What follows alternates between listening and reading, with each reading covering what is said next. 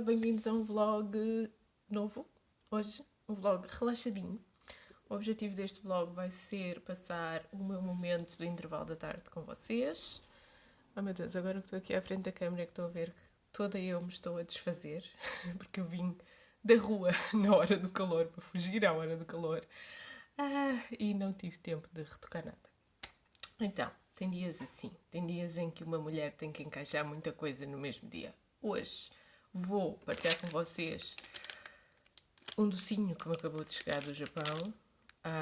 Eu tenho uma série de docinhos destes, dos taiyakis, do peixe com recheio de matcha, que me chegaram do Japão há pouco tempo, via um importador em Espanha. É uma telenovela agora fazer chegar coisas do Japão a Portugal, enfim. E vocês vão ver, para além de eu vou experimentar isto em primeira mão para ver se é bom, e porque tenho saudades, e porque me apetece a snack, e porque tenho aqui também uma infusão. Olhem para esta cor linda e maravilhosa. Isto é de Okinawa, é hibisco, é uma planta. Também há hibisco em muitas outras partes do mundo, mas este é hibisco de Okinawa. Olhem para esta cor incrível. Isto é cold fusion. Eu simplesmente meto água fria aqui e é ótimo. É refrescante, nem sequer precisa de açúcar nem nada. Então eu tenho a minha infusão de hibisco de Okinawa e o meu taiyaki snack. Este era o chapéu que eu uso quando ando na rua. E vou responder a perguntas. Então, uma das coisas que me sugeriram há pouco tempo foi para eu fazer uma espécie de FAQ, Frequently Asked Questions, sobre o Japão e tentar esclarecer o maior número possível de perguntas. E eu encontrei uma lista na internet. Portanto, as perguntas que são mais feitas, segundo o Google, as perguntas que são mais feitas sobre o Japão. Portanto, neste vlog eu espero esclarecer-vos estes assuntos e também dar assim mais umas pitadinhas de informação. Então, a primeira, que nome os japoneses dão ao seu país? Os japoneses dão o nome de Nihon ao seu país. Às vezes podem pronunciá-lo e podem ver escrito Nippon. Nippon é mais arcaico do que Nihon. Nihon é o nome do país. O nome do país Japão ou Japan não se tem muito bem a certeza, mas quase de certeza que foi por causa de fontes portuguesas e espanholas durante a época do Renascimento que se espalhou no resto do mundo ocidental essa maneira de chamar Japão ao Nihon. A segunda pergunta, o que significa a bandeira japonesa? A bandeira japonesa significa oficialmente o sol nascente, o nascer do sol. Portanto, toda a gente diz quando ouve esta explicação, mas aquilo é uma bola vermelha, não é uma bola amarela ou cor de laranja, como é que é o nascer do sol? Então, a bandeira antiga do Japão, a bandeira imperial do Japão, era o sol nascente com raios. Então era mais óbvio que era o sol nascente. Entretanto, tiraram os raios. A bandeira atual do Japão não quer ser conotada com a bandeira antiga e imperial do Japão. E, portanto, já não tem os raios. Já não parece tão óbvio que é um sol nascente. Mas é.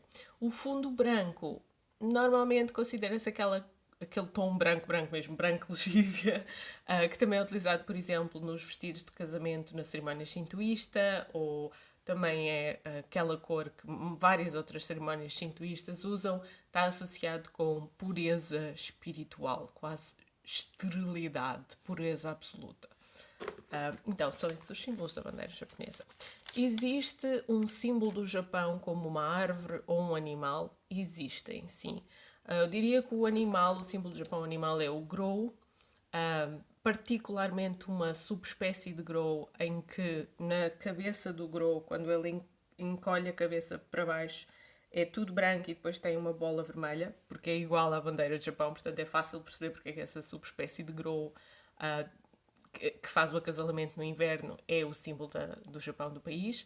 Depois, a nível de árvore, eu diria que é o pinheiro, matsu, em japonês. O pinheiro é o símbolo que aparece associado ao Ano Novo, à entrada do Ano Novo, também muito associado à família imperial. O crisântemo como flor, também é associado à família imperial. Tecnicamente, o selo imperial é uma simplificação da flor do crisântemo com 16 pétalas, mas eu diria que o pinheiro aparece mais na iconografia da Casa Imperial Japonesa e da nação Japão ao longo dos séculos. Depois, outra pergunta. Se os japoneses usam os mesmos caracteres que os chineses, isso não quer dizer que falam a mesma língua? Ou que se entendem? pelo menos por escrito. Há muitas versões diferentes desta pergunta, se escrevem a mesma língua, se entendem por escrito, etc. Existem registros históricos de que pessoas versadas em caracteres chineses, mesmo que não fossem etnicamente chineses, podiam ser malaios, podiam ser de outra nacionalidade, conseguiam comunicar, nomeadamente com japoneses, que ainda não eram japoneses naquela altura, porque eram do reino das Ryukyu. Ryukyu era um reino independente que só foi anexado pela nação Japão muito mais tarde, nos séculos XVI, XVII, em que andava toda a gente por ali a circular, incluindo os portugueses. Pessoas da Malásia versadas em chinês clássico conseguiam comunicar por escrito com os habitantes das ilhas Ryukyu, que também utilizavam esse alfabeto, e também com os habitantes japoneses, que eram vassalos do clã Satsuma, atual Kagoshima, portanto, zona do sul da ilha de Kyushu. Então isso significava que conseguiam utilizar os caracteres para comunicar. Mas desde então as línguas já derivaram muito. Os chineses deixaram de utilizar aqueles caracteres e criaram versões simplificadas daqueles caracteres ou daqueles ideogramas. Os japoneses também criaram as suas próprias versões de kanji, apesar da origem do kanji japonês ser a escrita cínica, a escrita da China. A verdade é que as duas línguas evoluíram de maneira diferente. E apesar de haverem alguns caracteres que são iguais e alguns caracteres que são muito parecidos, a verdade é que os chineses e os japoneses não conseguem a 100% comunicar por escrito, muito menos falado. Se as pessoas não forem objetivamente aprender a outra língua, não é por terem uma origem dos caracteres em comum que conseguem automaticamente entenderem-se por escrito. Para além disso, os chineses não usam nada parecido com hiragana ou katakana, portanto, não, os sistemas de escrita não são os mesmos. Embora, obviamente, se vocês estiverem a estudar língua japonesa, estudem chinês e japonês ao mesmo tempo, porque é útil perceberem a origem dos caracteres. Claro que sim. Que religião seguem os japoneses? Os japoneses seguem uma mistura de shintoísmo com budismo e mais uns pozinhos de cristianismo em certos momentos. E no geral da sociedade. Basicamente, os japoneses são muito práticos no que diz respeito à religião. Eles seguem determinados momentos, mais do que uma religião em geral, seguem momentos respeitam momentos significativos da vida das pessoas com certos rituais que estão associados a certa religião. Não sei se faz sentido assim. Por exemplo, fazem o Obon, como fizeram agora em agosto, que é tecnicamente um festival budista, mas seguem também o Tanabata, que foi em julho, que é um festival Shinto. E no Natal enfeitam as árvores de Natal e têm uma noção do que é o cristianismo e a história de Natal do cristianismo. Pronto. Então é uma grande mistura. Os japoneses são muito práticos na sua abordagem ao que é a religião, seguem mais rituais do que princípios religiosos. Claro que há exceções e há pessoas que levam o estudo das religiões a sério, mas isso não é predominante na sociedade japonesa. Os japoneses prestam adoração ao imperador. Alguns sim, alguns não. Oficialmente, desde o final da Segunda Guerra Mundial, o imperador do Japão já não é reconhecido como uma figura divina e, portanto, uma figura à qual se presta adoração, mas há alguns setores da sociedade japonesa e há alguns partidos organizados politicamente que ainda acreditam na divindade da família imperial e prestam, tecnicamente, adoração ao imperador, no sentido em que reconhecem-no como uma divindade. Mas isso é uma minoria mesmo, e eu acho que no geral da sociedade japonesa consideram essa outra gente um bocado esquisita e excessiva. Como é o clima no Japão? Oh meu Deus! Esta ser uma das perguntas mais perguntadas é estranho para mim, porque assim, o Japão é enorme. O Japão é enorme. Se vocês pegarem no Japão como país, o tamanho, o espaço que ele ocupa, e fizessem assim um exercício de titã de levantar o Japão e andar com ele até a Europa Ocidental e poisá-lo mais ou menos na Europa Ocidental, não exatamente na mesma linha que ele estava no Japão, mas só para terem uma noção da proporção das coisas, vocês iam ter uma ponta na Ilha da Madeira e outra quase a chegar à Rússia. O Japão é enorme, portanto vocês têm muitos climas naquele território. Por exemplo, dizerem qual é o clima em maio. Depende, é maio em Hokkaido ou é maio em Okinawa? Portanto, tendo em conta isso, que os climas são muito diferentes, vocês têm que saber exatamente qual é o sítio para onde vocês querem ir. No geral, o Japão tem, em relação à sua linha, ao sítio do mundo em que está. A principal diferença é que leva com muitas tempestades tropicais no verão, que são os tufões. Então eu acho que isso é uma coisa do clima que vocês têm que ter em conta no verão, fim do verão. Mas depois também levam com neve no inverno, tem de tudo. A primavera e o outono são muito agradáveis no Japão. Se eu quiser viver no Japão, eu preciso de 3 pontinhos. Se quiserem mesmo viver no Japão, precisam de falar japonês. Porque isso para viver permanentemente, para conhecer bem os amigos, os vizinhos, os colegas de trabalho, etc. Sim, é uma língua que não há volta a dar. Tem que se falar japonês para se entenderem com os japoneses e para terem uma vida imersiva 100% no Japão. Isso é um processo importante. Têm que fazer a aprendizagem de japonês. Mas não se assustem com isso, porque se vocês estiverem num processo de mudança para o Japão por causa de estudo ou de trabalho, vocês podem estudar japonês antes e depois, quando lá chegam, a vossa aprendizagem é mais rápida e é mais eficiente, porque estão imersos na língua 100% do tempo. Se eu quiser arrumar namorado ou namorada japonesa, eu preciso de fazer. O que eu preciso de fazer? Estas perguntas mais googladas, mais do Google. Why? Porquê, minha gente? Porquê arrumar namorado ou namorada japonesa? Gostem da pessoa pela pessoa, não por ser japonês ou não japonês. As pessoas são pessoas, pronto.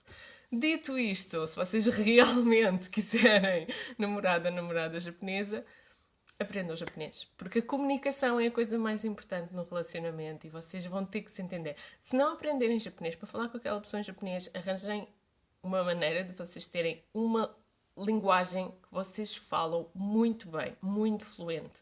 Imagina que vocês são bilingue, totalmente bilingue. É igual à vossa língua nativa falar em língua nativa ou inglês, por exemplo. E aquela outra pessoa que é japonesa também. Então aí usam inglês para comunicar. Vocês têm que ter uma língua de comunicação qualquer, basicamente, senão não vai funcionar.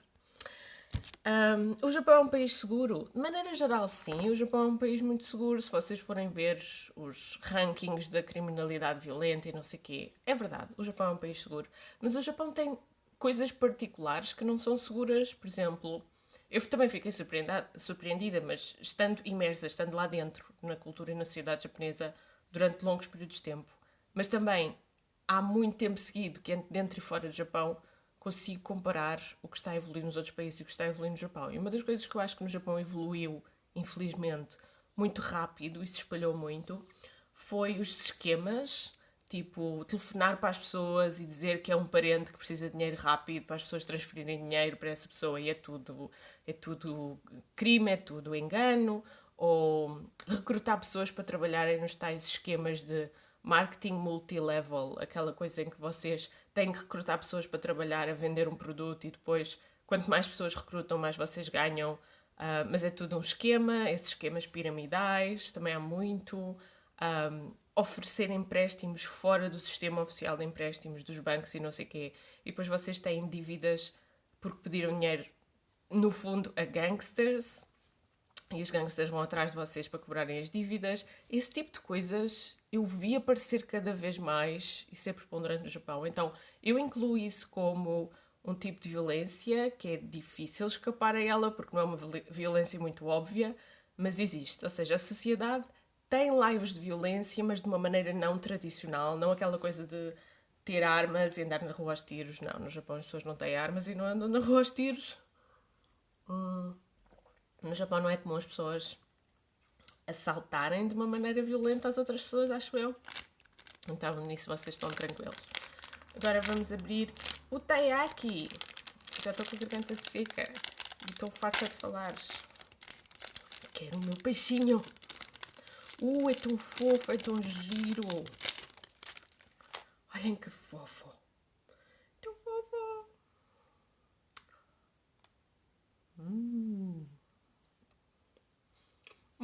O mate é muito bom.